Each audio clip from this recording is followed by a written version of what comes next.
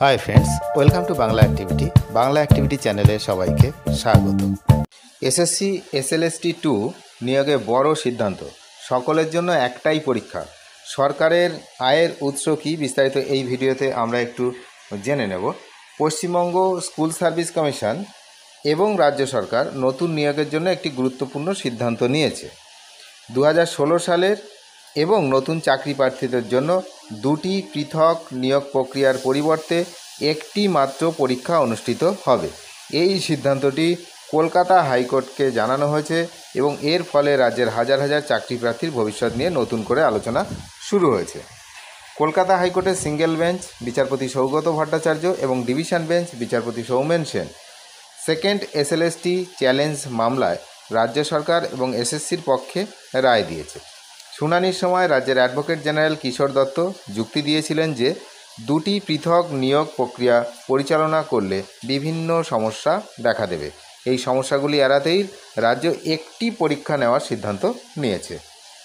Supreme court 2016 সালের জন্য একটি নতুন নিয়োগ প্রক্রিয়ার নির্দেশ দিয়েছিল, কিন্তু কোন নিয়ম অনুসরণ করতে হবে সে সম্পর্কে নির্দিষ্ট কোনো নির্দেশিকা দেয়নি। কলকাতা হাইকোর্টের বেঞ্চগুলি জানিয়েছে যে রাজ্য সরকার নতুন নিয়োগ প্রক্রিয়ার জন্য নিয়ম নির্ধারণ করতে পারে। খরচ কমানো, রাজ্য সরকারের মতে দুটি পৃথক পরীক্ষা আয়োজন করা অত্যন্ত ব্যয়বহুল, তাই 2016 সালের শূন্যপদ এবং নতুন শূন্যপদগুলিকে একত্রিত করে একটি নিয়োগ প্রক্রিয়া চালালে খরচ বাঁচানো সম্ভব হবে। আর যদি শুধুমাত্র পুরনোদের জন্যই পরীক্ষা নেওয়া হতো তাহলে নতুন প্রার্থীরা বঞ্চিত হতেন এবং তারা আদালতে মামলাও করতে পারতেন। এই ধরনের সম্ভাব্য আইনি চ্যালেঞ্জ এবং বিতর্ক এড়ানোর জন্য একটি সম্মিলিত পরীক্ষা নেওয়ার সিদ্ধান্ত নেওয়া হয়েছে। তো এই যে সিদ্ধান্ত, এই সিদ্ধান্তে চাকরি প্রার্থীদের উপরে কী প্রভাব না মিশ্র প্রভাব দেখা দিচ্ছে।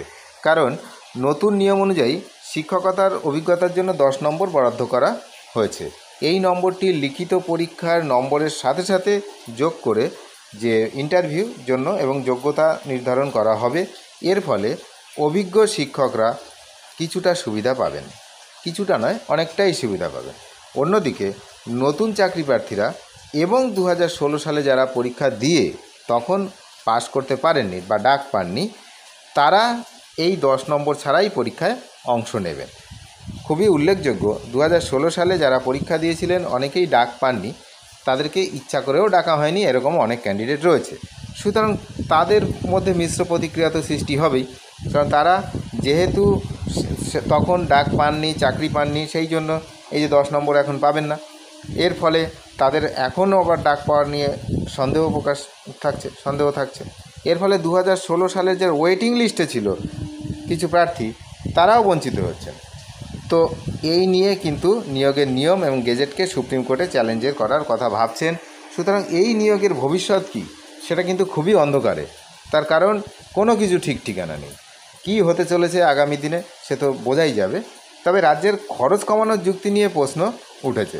চাকরি প্রার্থীদের মধ্যে প্রশ্ন উঠেছে যে সরকার প্রতিটি প্রার্থীর কাছ থেকে পরীক্ষার জন্য 500 টাকা করে ফি সংগ্রহ করে। যদি বিপুল সংখ্যক প্রার্থী আবেদন করেন তাহলে সেই সংগৃহীত অর্থ দিয়েই একাধিক পরীক্ষা আয়োজন করা সম্ভব। তাই খরচ কমানোর যুক্তিটা কতটা গ্রহণযোগ্যতা রয়েছে তা নিয়ে কিন্তু সন্দেহ প্রকাশ করেছেন। আবার কেউ কেউ মনে করছেন সরকার এই ফিকে পরীক্ষার খরচ মেটানোর পরিবর্তে আয়ের উৎস হিসাবে দেখছেন। খুবই হাস্যকর বিষয়, এবং এই বিষয়টা কিন্তু অনেকেই বলছে যে এটা হচ্ছে একটা সরকারের আয়ের উৎস। সব মিলিয়ে এখন এই নিয়োগ প্রক্রিয়ার ভবিষ্যৎ কী, বিশেষ করে যদি আবার সুপ্রিম কোর্টে চ্যালেঞ্জ হয় তাহলে কিন্তু এই পরীক্ষা যে 31 তারিখের আগে 31শে ডিসেম্বর 2025 তার আগে পুরো নিয়োগ প্রক্রিয়া সম্পন্ন করার কথা বলা আছে, সেটা কতটা সম্ভব সেটা কিন্তু আগামী দিনই বলবে। তবে যতদূর মনে হচ্ছে এই নিয়োগ প্রক্রিয়া কিন্তু খুব একটা সুষ্ঠুভাবে হবে না। অনেক ধন্যবাদ শেষ পর্যন্ত দেখার জন্য। চ্যানেলে নতুন হলে অবশ্যই চ্যানেলটিকে সাবস্ক্রাইব করে সঙ্গে থাকবেন। Thank you.